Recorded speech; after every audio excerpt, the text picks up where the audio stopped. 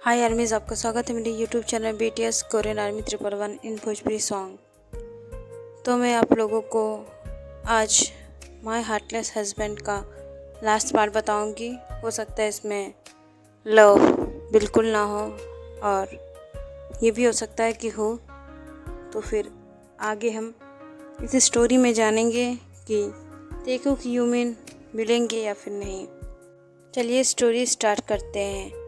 हम देखते हैं कि RM जिस लड़की ने उसे परेशान किया होता है, उसे कुछ गुंडे दौड़ा रहे होते हैं।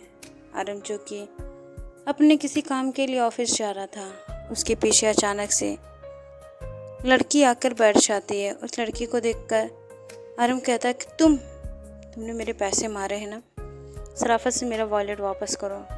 तो फिर वो लड़की कहती है कि हाँ मैं तुम्हें दे दूँगी, पहले मुझे इस इंसानों से बचाओ। तो फिर RM कहता है तो क्यों चोरी करती हो। तो फिर वो लड़की कहती है कि मैं चोरी इसलिए नहीं करती हूँ कि मुझे अच्छा लगता है, क्योंकि मेरी भी फैमिली है और मुझे अपनी फैमिली से बहुत ज़्यादा प्यार है और उनके लिए मुझे चोरी करनी पड़ती है। किसी जगह जाकर अपनी इज्जत नीलाम करवाने से अच्छा है कि मैं चोरी कर लूँ, क्योंकि आजकल मर्दों की नीयत कुछ ज़्यादा ठीक नहीं है। वो बहुत बुरी तरीके से लड़कियों के साथ ट्रीट करते हैं, उनके साथ ज़बरदस्ती करते हैं, उनके साथ वो सब करते हैं जो उन्हें नहीं करना चाहिए। इसलिए मैं काम नहीं करती हूँ, इसी तरीके से चोरी करके अपना पेट पालती हूँ और अपने घर का भी।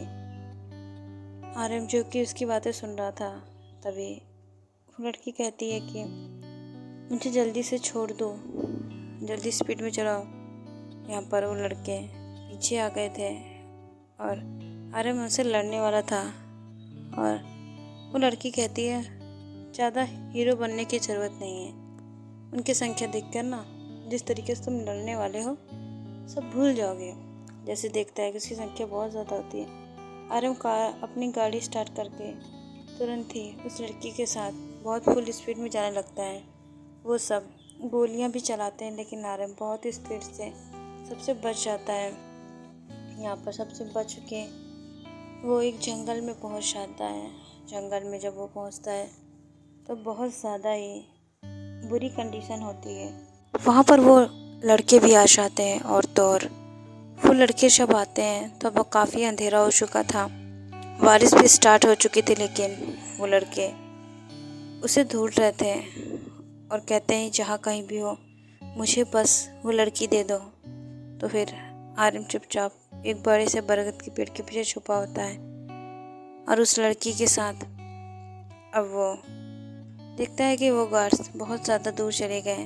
तभी वो अपने आसपास देखता है कि वो लड़की नहीं होती है। उसे ढूंढता है तो बारिश में वो भीग रही होती है और बहुत ज़्यादा ही प्यारी लग रही होती है।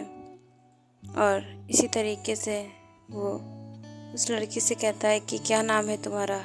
तो फिर वो लड़की कहती है कि थैंक यू मुझे बचाने के लिए, और मेरा नाम जिन है। तो फिर RM कहता है तुम बहुत ज़्यादा ही प्यारी हो। जिन कहती है कि हाँ वो तो मैं हूँ, क्योंकि मैं वर्ल्ड वाइड हैंडसम जो हूँ। तभी RM हंसता है, क्योंकि उसे बहुत ज़्यादा उसकी हरकतें क्यूट लगती हैं। यहाँ पर जिन जो कि बारिश में भीगकर बहुत ज़्यादा ही खूबसूरत लग रही थी, उसके लिप्स जो कि बारिश की बूंदों से गीले हो चुके थे, वो बहुत ज़्यादा ही अब खूबसूरत लग रही थी।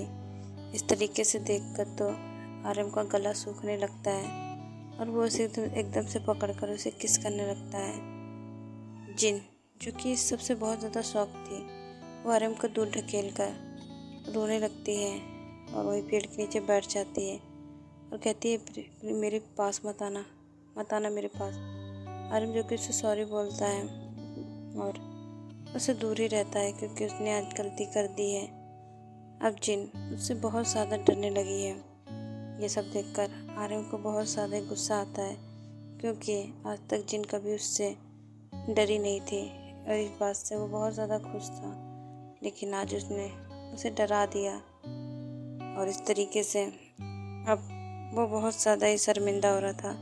वो माफ़ी मांग रहा था, लेकिन जिन कहती है तुम सब एक जैसे होते हो, तुमको मैंने बहुत अच्छा समझा था, लेकिन शायद मैंने बहुत बड़ी गलती कर दी है। यहाँ पर हम देखते हैं कि समय बीतता जा रहा था आर्यन के दिल में। उसके लिए फीलिंग्स जाग चुकी थी। वो जिनसे प्यार करने लगा था, जिन यहाँ अपने घर पर अपने बेडरूम में होती है तो आर्यन आता है। आर्यन उसे समझाने की कोशिश करता है बट उसे जिन भगा देती है। यहाँ पर सिचुएशन बहुत ज़्यादा ख़राब हो जाती है। 5 साल बीत जाते हैं। ऐसे ही यहाँ पर शिकी किसी ऑडिशन में गई होती है। वो एक बहुत अच्छी मॉडल बनना चाहती थी, जो कि वो कभी बनने वाली नहीं थी, लेकिन सिचुएशन की वजह से वो बनना चाहती है। यहाँ पर वो ऑडिशन देती भी है और बहुत ज़्यादा ही, और सब इसको बहुत ज़्यादा ही साथ देते हैं। यहाँ पर जो जज होते हैं वो भी जेके की खूबसूरती के पीछे दीवाने हो गए थे। और यहाँ पर देखते हैं कि यहाँ पर जजों में देवी शामिल होता है, जिसे देखकर जेके बिल्कुल भी रिएक्ट नहीं करती है और वो बहुत ज़्यादा ही अब प्यारी लग रही थी। यहाँ पर कोई और भी होता है जो उसे बहुत ज़्यादा ही प्यार से सपोर्ट करने आया होता है, और ये और कोई नहीं जिमिन होती है। जिमिन जो कि इन 5 सालों में युंगी के पास नहीं गई होती है। उसे सबक सिखाना चाहती थी, लेकिन वो उसे छोड़ चुकी थी। प्यार करती है शायद युंगी से। यहाँ पर बहुत ज़्यादा ही अब सिचुएशन बिगड़ने लगी थी यहाँ पर, क्योंकि युंगी भी आ चुका था, जिससे बचकर जिमिन जो कि खंबे के पीछे खड़ी होती है। यहाँ पर ते उसके एडिशन को देख रहा था, बहुत अच्छे से रैंप वॉक करते हुए पोज दे रहा था, जो कि कोई लड़की भी नहीं दे पा रही थी। इस तरीके से जेके के बहुत सारे दीवाने हो गए थे। एक जज तो उसे बहुत ज़्यादा प्यार करने लगा था, उसे अपने बिस्तर पे चाहता था। और इस चाल को चलने के लिए जब रिजल्ट अनाउंसमेंट होने वाला था, उससे पहले ही उसने अपनी प्लानिंग कर ली थी। यहाँ पर जब जेके अपने रूम में जाती है तो फिर वो अपनी फ्रेंड से पूछती है क्या भैया भाभी आए, तो फिर तब फिर सब जेके से कहते हैं हाँ वो देखो। यहाँ पर हम देखते हैं जिन जो कि उसे आके बहुत अच्छे से हक करती है और कहती है मैं क्यों नहीं आती, क्योंकि मेरी प्यारी छोटी सी ननद का जो शो था और मैं तुमसे बहुत ज़्यादा प्यार करती हूँ, तो इस वजह से आना तो बनता है। और वो उसे बहुत ज़्यादा ही प्यार करके उसके माथे पे किस करती है, कहती है कि हाँ बहुत अच्छी लग रही हो तुम, और तुमने बहुत अच्छे से किया, अब तुम ही फर्स्ट आओगी, कोई और नहीं आ सकता है। तभी वहाँ पर आर्यन आता है। आर्यन को देखकर जिन बिल्कुल भी रिएक्ट नहीं करती है। यहाँ पर उसे कोई भी कुछ नहीं बोलता है। जल्दी से नामजीन वहाँ से चले जाते हैं और जेके भी अपने क्लोथ को उतार कर बैठी होती है और वो कंफर्टेबल कपड़े पहन चुकी थी। यहाँ पर कुछ गार्ड उसे बुलाने आते हैं कि आपको सर बुला रहे हैं, और जेके जो कि जाने वाली होती है। तभी वहाँ पर हम देखते हैं कि ते आ जाता है। ते को देखकर जेके कहती है कि चले जाओ यहाँ से, क्योंकि मुझे तुमसे कोई भी बात नहीं करनी है। तो ते कहता है प्यार करता हूँ मैं तुमसे, तुम्हें कैसे छोड़ सकता हूँ। तो जेके कहता है हाँ ज़रूर, आप मुझसे प्यार करते थे, बात सही है। उस प्यार का आपने बहुत अच्छे तरीके से इम्तिहान लिया और मेरे साथ भी बहुत अच्छा व्यवहार किया, मुझे सब याद है। यहाँ पर जेके इस तरीके से बोलती है तो ते के दिल में लग जाती है, लेकिन वो कुछ कर भी नहीं सकता है, क्योंकि वो अब बहुत ज़्यादा ही उससे प्यार करता था। क्योंकि वो समझ सकता है कि अब क्या हुआ। यहाँ पर हम देखते हैं कि जेके जो कि वहाँ से निकल जाती है और उसका अच्छे खासा किडनैप हो जाता है। बेहोश होकर एक होटल में पाई जाती है और यहाँ पर ते उसे ढूंढता है और उसके गार्ड उससे ये इन्फॉर्मेशन देते हैं कि उसे किसने किडनैप कर लिया है। और जेके को ढूंढने के लिए ते आधी रात को ही निकल जाता है। यहाँ पर जेके एक रूम में होती है और वहाँ पर वही जज होता है। उसे देखकर जेके कहती है, सर आपको कुछ काम था क्या? तभी वो कहता है कि नहीं, मुझे कुछ काम नहीं था, लेकिन अगर तुम मेरी प्यास बुझा दो तो इससे अच्छा क्या होगा। और वो जेके के साथ ज़बरदस्ती करने लगता है। जेके जब बहुत ज़्यादा ही अपने आप को इन सब में खोया हुआ पाता है तो तुरंत ही वो एक रॉड उठाकर उसके सर पे मारता है।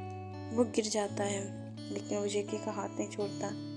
तो जेके अनजाने में ही खुद को बचाने के लिए बहुत बार उसके सर पे मारता है, जिससे उसका हाथ ढीला हो जाए और वो वहाँ से चला जाता है। उसे ये भी नहीं पता था कि वो इंसान मर चुका है और वो बहुत ज़्यादा ही ख़राब हालत में रोड पर भागे जा रहा था।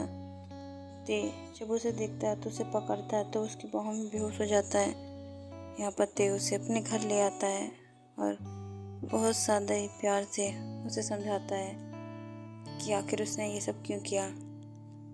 Flashback start. यहाँ पर जब हम देखते हैं कि जेके के पास जो लड़के खड़े होते हैं वही ते के पास आकर बहुत ज़्यादा ही हंस रहे होते हैं, क्योंकि ते से ही उनकी लड़ाई होती है। और यहाँ पर जेके जो कि विक्टिम बनकर आई थी कि ते ने ये सब नहीं किया है, लेकिन ते को लगा ये सब जेके ने किया है। इसलिए जब उसे पूरी बात पता चलती है तो फिर वो बहुत ज़्यादा पागल हो चुका था ते के लिए, जेके के लिए। और इस तरीके से वो जेके के पास आता है और उससे माफ़ी मांगता है। तो जेके उससे कहता है कि अच्छा, तो आप इसलिए इस तरीके की हरकत मेरे साथ किए? आपको नहीं पता, अगर आपको ये सच ना पता चलता तो आप तो मुझे इस तरीके से छोड़ चुके होते ना, तो फिर आप छोड़ क्यों नहीं देते मुझे? इस तरीके से वो बहुत ज़्यादा ही बुरी तरीके से अब उसे इग्नोर करने लगता है। तो फिर ते उसके पैरों में गिरकर उससे माफ़ी मांगता है, सॉरी, मुझे माफ़ कर दो, आगे से अब नहीं होगा ऐसा, जैसा तुम चाहोगे वैसा ही होगा और मैं तुम्हारे बिना नहीं रह सकता।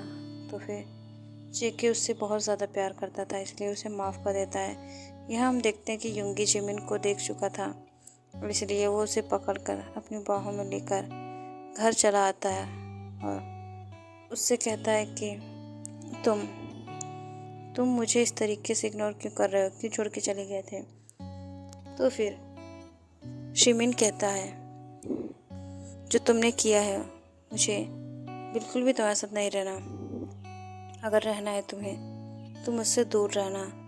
तो युंगी कहता है कि वो सब एक नाटक था। यहाँ पर इन लोगों का फ्लैशबैक स्टार्ट होता है और बहुत ज़्यादा ही यहाँ पर हम देखते हैं कि युंगी ने शिमिन को अपने साथ वहाँ पर पार्टी लेके गया होता है। ये पार्टी कॉलेज की तरफ से होती है। पार्टी में ले जाने के बाद युंगी जिमिन को देखकर अपना आपा खो चुका था और वो उससे किस करना चाहता था और उसके साथ एक बार इंटीमेट होना चाहता था। जिमिन ने साफ साफ मना कर दिया था और वहाँ से चली गई थी। नेक्स्ट डे जब कॉलेज वालों ने उसे बताया कि युंगी जो कि अभी होटल के रूम से वापस नहीं आया है, तो जिमिन परेशान हो गई और उसके लिए वो वापस होटल में गई। यहाँ पर वो एकदम लास्ट रूम में गई तो वहाँ जाकर उसकी तो आंखें फटी की फटी हो गई, क्योंकि यहाँ पर जो लड़की होती है वो युंगी के साथ विदाउट क्लोथ पड़ी होती है। युंगी ये सब देखकर कुछ भी रिएक्ट नहीं करता है। तभी जिमिन कहती है कि मैंने मना किया था तुमने इसके साथ। तो फिर युंगी कहता है, हाँ तुमने मना किया और मुझे नीड थी तो मैंने इसके साथ कर लिया, तो क्या ही प्रॉब्लम है।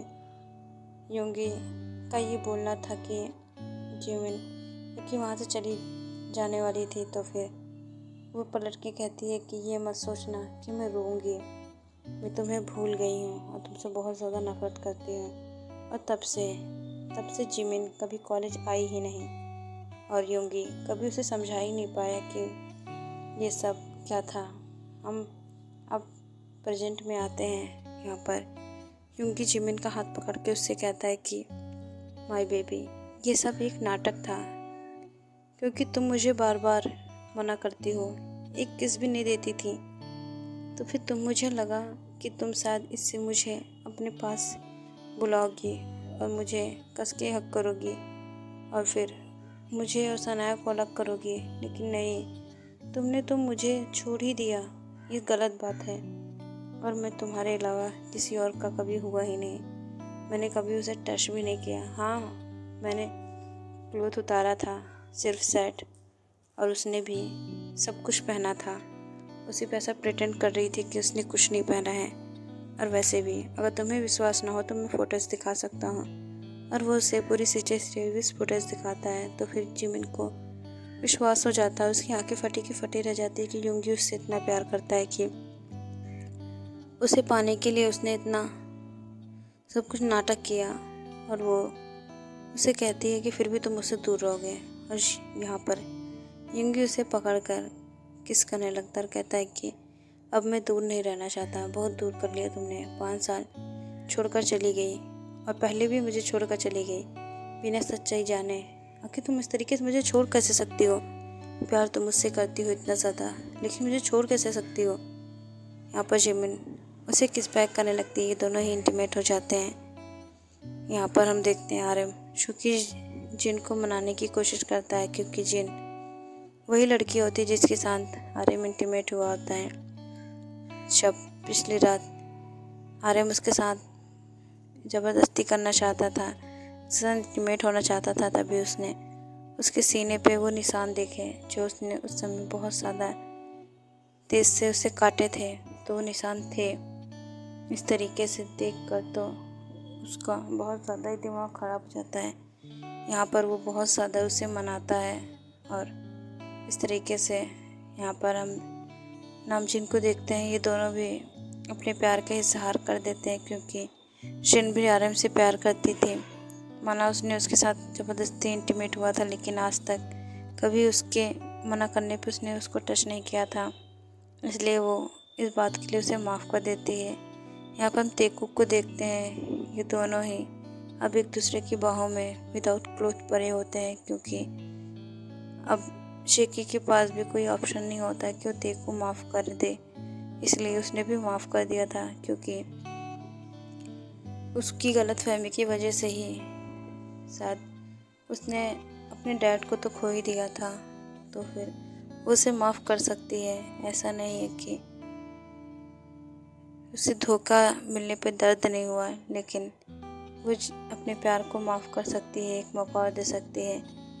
यहाँ पर तेकुक की शादी हो जाती है और यहाँ पर सभी कपल्स हैप्पी रहते हैं। भाई यार, मैं इस स्टोरी को मैं एंड करती हूँ। अब मैं नई स्टोरी दूँगी, तो फिर प्लीज़ आर्मीज़ आप लोगों से रिक्वेस्ट है कि स्टोरी को प्लीज़ शेयर करते रहिए और व्यूज़ देते रहिए। मैं इस स्टोरी को इसीलिए इतनी जल्दी फिनिश कर रही हूँ।